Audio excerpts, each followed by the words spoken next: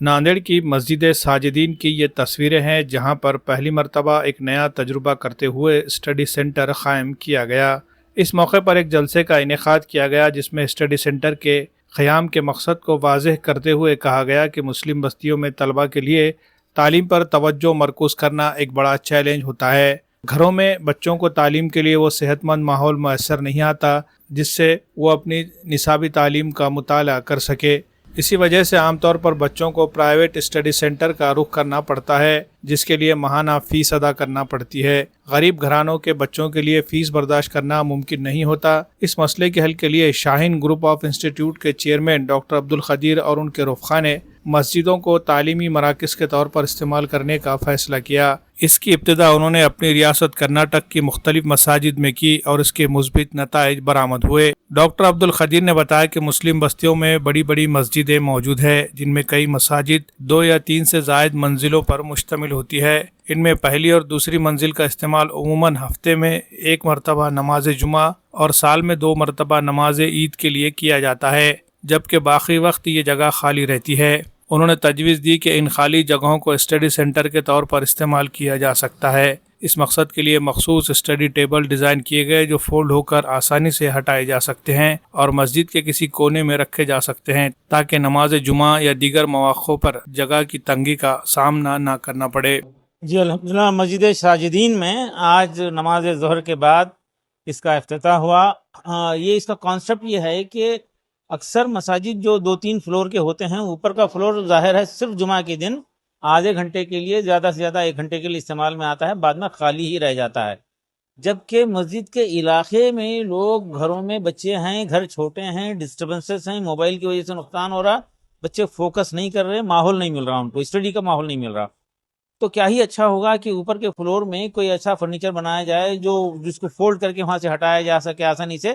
تو ہم یہ فرنیچر ڈیزائن کیے ہیں، یہ بہت آسانی سے فولڈ ہوتا ہے۔ یہ کام جو بھی ملک بھر میں لوگ کرنا چاہتے ہیں ان کی رہنمائی کے لیے ہم کوششیں کر رہے ہیں۔ ہماری ویب سائٹ biderbettermentfoundation.org پر اس کے سارے تفصیلات ہیں۔ ناندیڑ میں یہ شروع ہوا ہے، بنگلور، حیدرآباد، بامبے، اس طرح سے رانچی میں یہ اناگریشن ہوا ہے۔ ہر روز 1-2 مقام پہ ماشاءاللہ اس کی افتتاح ہو رہی ہے، اور یہ عام ہو جائے۔ جہاں کہیں بھی 2 فلور کی مسجد ہے، جہاں کہیں بھی مسلم آبادی ہے، تھکلی پاپولیٹڈ مسلم آبادی ہے، وہاں پر یہ کام ہو جائے۔ دیکھیے عجیب بات ہے، بامبے میں، کلکتے میں، دلی میں گھنے آبادی ہے اور مسجد 3-3 فلور کے، 4-4 فلور کے ہیں، AC مساجد ہیں، اور بچوں کو گھر میں بیٹھ کے پڑھنے کے لیے جگہ نہیں ہے۔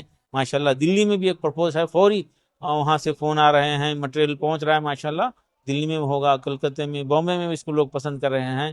میں چاہوں گا کہ اس میسج کو زیادہ سے زیادہ لوگوں تک پہنچے، اور جو کوئی بھی اس میں ذرا سا بھی انٹرسٹ ہے وہ ہماری ویب سائٹ پہ آئیں، اور ہمارے جو ذمہ داران ہیں ہر علاقے میں ہیں ان سے بات کریں۔ اور یہ اس کا فرنیچر کا مینوفیکچرنگ وہاں پہ لوکلی کیا جا سکتا ہے۔ ویسے ہم فی الحال حیدرآباد سے ڈسپیچ کر رہے ہیں، پورے انڈیا بھر کے لیے ڈسپیچ کر رہے ہیں۔ 1,00,000-1.25 لاکھ میں 20 ٹیبل کا معاملہ ہو رہا ہے۔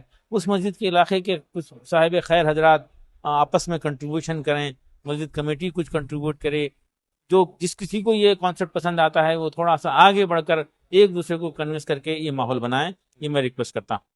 آج الحمدللہ doctor Abdul Qadeer sir, chairman Shaheen group of institution کے ہاتھوں مسجد اسٹڈی سرکل کی ناندیڑ کی پہلی مسجد کا افتتاح ہوا ہے، اور ہماری درخواست یہ ہے کہ مسجد کے منتظمین اور مصلیان اس بات کی کوشش کریں کہ 8ویں جماعت سے آگے کے طلبہ، 8ویں جماعت سے PhD کے تک کے طلبہ جو پڑھنا چاہتے ہیں وہ مسجد میں آ کر یہاں پڑھنے کے لیے ان کو موقع فراہم کیا جائے، تاکہ وہ مسجد سے جڑیں۔